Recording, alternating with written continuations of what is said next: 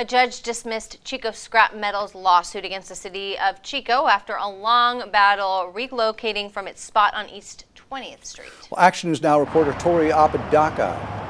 Tori, as you see her out there, she joins us live from the scrapyard. Tori, does this mean the site needs to shut down altogether for good? Well, it's not clear what happens next, but one thing that is not disputed is that the Chico Scrap Metal here is in violation of a city zone ordinance. And the city has granted the yard here multiple extensions in the past. So now it's up to them to either force them to move out or shut down. It doesn't bother me at all, nor my family. It's just bottles and cans like rattling. This man, who did not want to be identified, sees no problem in the Chico scrapyard operating near his home. It's also a good way for homeless people that don't have any way to get any sort of money. But the scrapyard metal site has been targets for relocation since the 2004 Chapman-Mulberry Neighborhood Plan. It specifically states, the city and county shall cooperatively take the necessary steps to relocate the Chico scrap metal yard to a more appropriate location. The plan also included the city would help with funding to help the business move.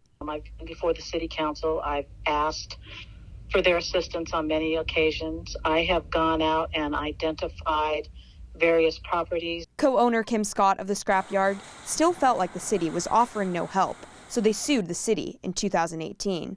But Jim McCabe, lawyer for two of the witnesses deposed in the case, says the lawsuit came too late after the city extended the deadline to move on 3 separate times. The claims arose out of actions that the city took in 2004 and 2006 and 2011, and because the scrapyard didn't sue until 2018, they simply missed the boat. In 2018, the city took the money offer off the table and said it was time to go. McCabe saying the scrapyard was spend money on